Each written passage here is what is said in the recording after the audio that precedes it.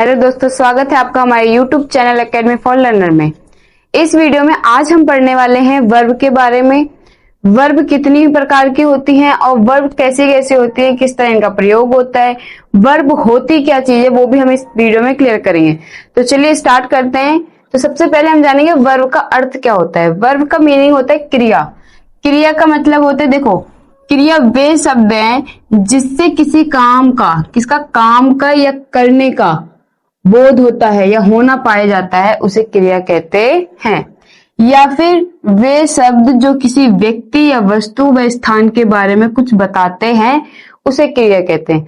क्रिया क्या होती है? या तो किसी काम के करने का या होने का जब बोध होता है, जिसके बारे में कोई बातें पता चलती हैं, तो उसे हम क्रिया कहते हैं। या फिर किसी व्यक्ति वस्तु स्थान की किसी भी स्थिति को बताया जाए, उसके बारे में कुछ बताया जाए, तो उसे क्रिया कहते हैं। अब एग्जाम्पल समझेंगे। अगर आपको इंग्लिश में लिखना है तो आप लिखोगे all saying word are called, are verb, यानी सारी जो हम कार्य करने वाली शब्द होते हैं वो क्या होते हैं? हमारे वर्ब होते हैं। अब देखिए वर्ब क्या होते हैं। जैसे राइट, राइट का मतलब होता है लिखना। वह एक पत्र लिखता है, ही राइट्स अ लेटर। तो हमें ये देखना है कि व्यक्ति कार्य करता है। अगर वो कार्य कर रहा है तो वो भी हमारी मेन वर्ब है। अगर या उसके बारे में कुछ बातें बताई जा रही है, जैसे वो बुद्धिमान है, वह बीमार है, तो इसमें जो इज, आर, एम या वाज, वह ये सब लगते हैं हमारी, जो वहां पे मेन वर्ब के रूप में लगते हैं। ठीक है। इसी तरह स्लीप, सोना, वीप, रोना, ईट, खाना, यानी कि जो भी हम कार्य करते हैं उसे हम वर्ब कहते हैं। अब देखिए काइंड्स ऑफ वर्ब। वर्ब किसे कहते हैं? वर्ब कहते हैं, वर्ब के कितने प्रकार होते हैं? 4 प्रकार। सबसे पहले आता है ट्रांजिटिव वर्ब। ट्रांजिटिव वर्ब, उसके बाद आता है इंट्रांजिटिव वर्ब, उसके बाद ऑक्सिलरी वर्ब, फिर कॉम्प्लीमेंट ऑफ द वर्ब। यानी कि वर्ब के कितने प्रकार होते हैं? वर्ब के 4 प्रकार होते हैं। तो सबसे पहले हम पढ़ने वाले हैं ट्रांजिटिव वर्ब। इसका मतलब क्या होता है, ये इसका प्रयोग क्यों होता है? देखिए, ऐसी मुख्य क्रिया, यानी कि ऐसी मेन जो वर्ब होती है जो अपना अर्थ पूरा करने के लिए, किसका, अपना अर्थ पूरा करने के लिए किसी अन्य नाउन या प्रोनाउन की आवश्यकता पड़ती है। यानी कि कुछ ऐसी मेन वर्ब होती है जिनको अपना पूरा मीनिंग बताने के लिए सेंटेंस में उनको ऑब्जेक्ट की जरूरत पड़ती है, या ऑब्जेक्ट में किसी नाउन या प्रोनाउन की आवश्यकता पड़ती है।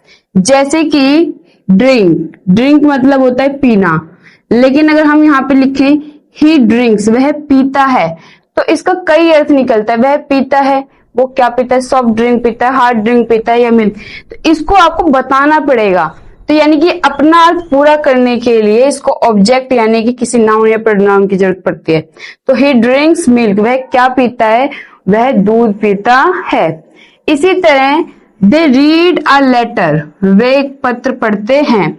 अगर यहाँ लिखें कि दे रीड, वे पढ़ते हैं, हमें ये तो पता है वो पढ़ते हैं, लेकिन क्या पढ़ते हैं हमें ये नहीं पता है।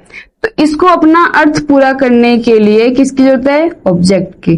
तो they read a letter, they read a book, they read a chapter. इसी के बाद the man killed a snake. इसी तरह किल्ड, किल्ड का मतलब होता है मारना, यानी कि जान से मारना। अब जैसे इसने बोला द मैन किल्ड, व्यक्ति ने मारा, लेकिन किसको मारा ये भी तुम्हें बताना पड़ेगा। The man killed a snake, व्यक्ति ने एक सांप को मारा। तो किल्ड को अपना पूरा अर्थ बताने के लिए इसको भी किसकी जरूरत पड़ेगी? ऑब्जेक्ट के। इसी तरह the boy pulled the box, लड़के ने खींचा, लेकिन क्या खींचा? एक बॉक्स खींचा।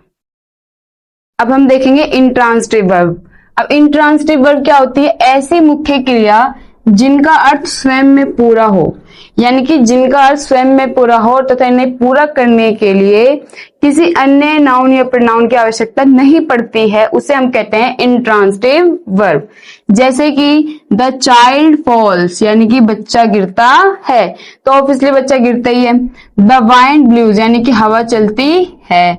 बर्ड्स फ्लाई, पक्षी उड़ते हैं। तो यानी कि ये जो जितने भी सेंटेंस है वो आपस में पूर्ण है, यानी क्या है? पूरी तरीके से पूर्ण है। पूर्ण का मतलब क्या होता है? कि कंप्लीट है। इनको किसी भी वर्ब को किसी की अन्य नाउन या प्रोनाउन की आवश्यकता नहीं है सॉल्व करने के लिए। अब आता है कॉम्प्लीमेंट ऑफ द वर्ब। ये क्या होता है? वाक्य के विधेय, विधेय यानी कि ऑब्जेक्ट ठीक है, या प्रेडिकेट कह लो, को पूरा करने के लिए, प्रेडिकेट समझो, यहाँ पे ऑब्जेक्ट नहीं होगा यहाँ पे, तो प्रेडिकेट को पूरा करने के लिए जिन शब्दों की आवश्यकता होती है हम उन्हें क्या कहते हैं, कॉम्प्लीमेंट ऑफ द वर्ब कहते हैं। एग्जाम्पल जैसे the old man is tired, यानी कि बूढ़ा व्यक्ति क्या है, थका हुआ है। तो यानी कि थका हुआ है, तो ये जो टायर्ड है यहाँ पे ऑब्जेक्ट नहीं है, ये हमारा प्रेडिकेट है। यानी कि सेंटेंस के दो पार्ट्स होते हैं, एक होता है सब्जेक्ट, दूसरा होता है प्रेडिकेट। तो ये प्रेडिकेट को पूरा करने के लिए हमें कॉम्प्लीमेंट ऑफ द वर्ब की आवश्यकता पड़ती है। इसी तरह द चाइल्ड लुक्स हेल्थी, यानी कि जो बच्चा है कैसा दिखता है, स्वस्थ। अब देखिए बच्चा दिखता तो है लेकिन हेल्थी दिखता है, तो इसी तरह ये क्या है कि एक प्रेडिकेट को पूरा कर रहा है, यहाँ पे ये ऑब्जेक्ट नहीं है।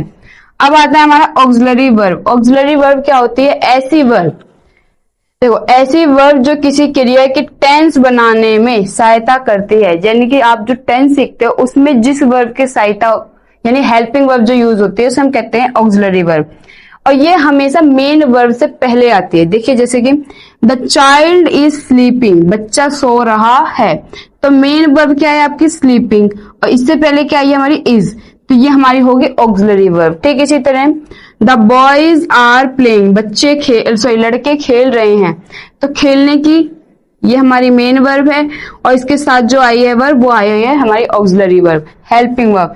तो ये जो हमारी ऑक्सिलरी वर्ब होती है इसमें क्या है, हमारा जो हमारी मेन वर्ब होगी उसके आगे ही आपको हेल्पिंग वर्ब मिलेगी। हेल्पिंग वर्ब कौन कौन सी होती है, जैसे कि was were, will, shall, has, have, do, does, is, are, am, ये सभी हमारी होती है ऑक्सिलरी वर्ब। तो ये थी आज की हमारी वीडियो वर्ब को लेके। अगर आपको हमारी वीडियो अच्छी लगी हो तो प्लीज हमारे चैनल को लाइक एंड सब्सक्राइब करें और बेल आइकन प्रेस करना ना भूलें। Thanks for watching this video.